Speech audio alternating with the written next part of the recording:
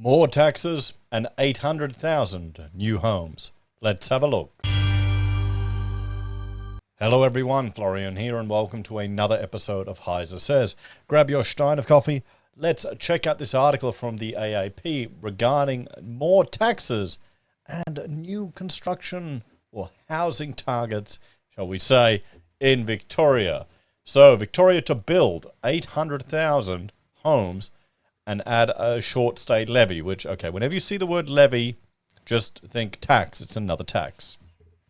So Victoria has committed to building 800,000 homes in the next decade, while holidaymakers will be slugged with a short stay accommodation levy to address the state's housing crisis.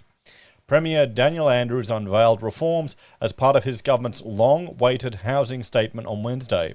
The changes are headlined by an Australian first 7.5% consumer levy on short-term accommodation bookings with platforms such as Airbnb and Stays. Oh, there you go. I wonder that the hotels managed to weasel their way out of this accommodation fee, didn't they? Don't they want to do their part for housing? The Premier conceded the levy would not be popular with everyone, but described it as a modest charge. Yes, I'm sure all the people in the regions that want the tourism are going to love this. I know some people hate the Airbnbs, but, I mean, it should be people's personal right to use their property as they see fit. But I guess that's some crazy libertarian thinking there, isn't it? People being able to use their own property how they want to use it. Oh, we can't have that. Every single cent will go to Homes Victoria to build more houses and maintain houses, he told reporters. The levy is expected to raise $70 million a year from the 1st of January 2025. Under the more than 40-page housing statement, we'll have to go through that. Surplus government land will be rezoned to build an estimated 9,000 homes across 45 sites in both metropolitan Melbourne and regional Victoria. The government has committed to making at least 10% of the homes built on those sites affordable housing. It's interesting how in the new South East Queensland regional plan, our state government here in Queensland is committing to 20%.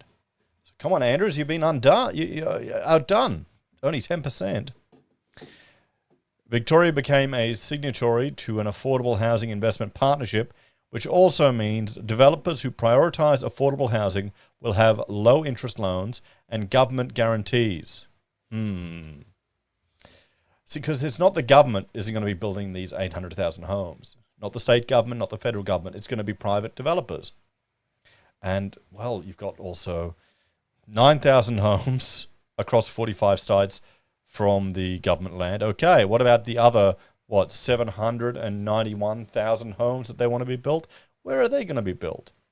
Are the councils going to make sure there's sufficient infrastructure to provide those? I'm certain they would. I mean, if it's anything like our planning here, they incentivize the councils to fall in line. Planning applications valued at over $50 million in Melbourne and $15 million in regional Victoria will be assessed under a development facilitation program rather than by councils. Okay, there you go. If 10% is set aside for affordable housing. So that's the kicker right there. I wonder if this is a way to get around the not in my backyard crowd. How are the NIMBYs going to respond to this? Are they still going to have a say? The government said the change would cut down timeframes from more than 12 months to 4, and the planning minister would be the decision maker for those projects. Melbourne's 44 infamous high-rise public housing towers will be progressively redeveloped by 2051 under the housing statement, with Carlton's red brick towers the first to go. The Premier described the towers built between the 1950s and 70s as crumbling and out of date. This is a massive agenda to reimagine those spaces. Okay, so we have to remove all of these towers. How many homes are in those towers? Because that has to come off the 800,000 that are going to be built. Because that's not new homes. That's just replacing existing ones. That's not going to do anything at all for housing affordability at all. It won't. That's not going to be increasing supply. The towers, so 10,000, boy. By the time we're finished redeveloping every single one of these sites, they'll be home to 30,000 residents and perhaps more. Is that because they're getting a greater density? Are they changing the housing? One of the challenges is demographic change we're seeing here in Australia, where large households are shrinking down. Apartment design standards will also be bolstered under the scheme. The Andrews government expects its housing statement will lead to the construction of up to 800,000 new homes in the next decade.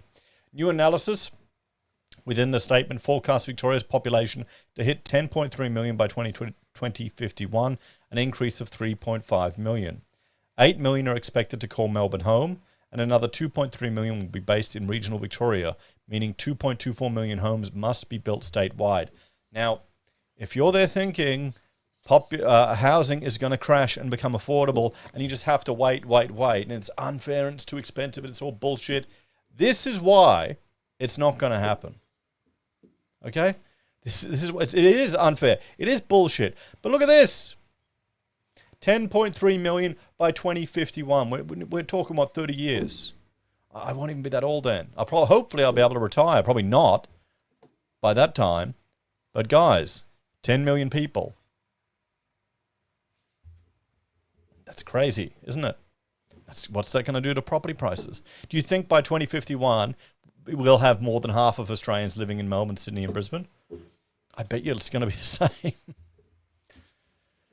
Victoria will also outlaw rent bidding by prospective tenants. See, they're intervening in the market. Increase the minimum notice to vacate time from 60 to 90 days and ban landlords from raising rents from a year after asking the previous tenant to vacate. Okay, so the problem is the more they get... I saw a little short, actually, the other day where someone was touring a New York apartment that was just left vacant because of all of the rules and regulations they have around renting out property. It's not worth it. Not worth renovating it, not worth renting it out. It's better to just take that loss. A new agency will be set up to resolve disputes between landlords and tenants. Airbnb Australia and New Zealand's public policy head, Michael Corsby, has previously backed a levy, but suggested a 7.5% will affect tourism and should be lowered.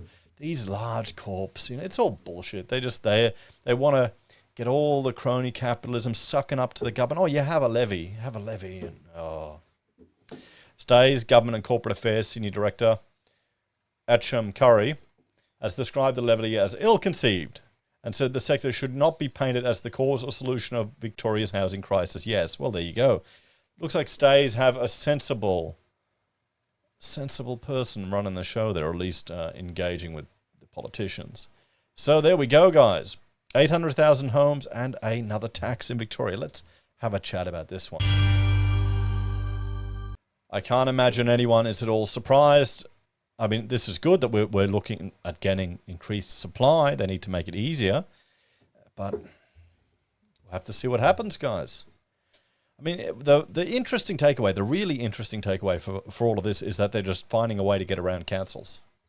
I remember when I was working for the government, their public housing, they could just designate a site and ignore whatever the councils wanted. So we have to obey all these rules. They can just ignore them. It's an awesome system sometimes, isn't it? Anyway, you tell me what you think. Do you think this is a good idea? Should there be a short stay levy or another tax on Airbnb and the short stay accommodation? Do you want to get rid of them and ban them all?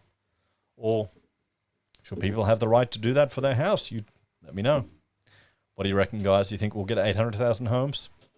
Hey, it's a good time to be in the construction industry, isn't it?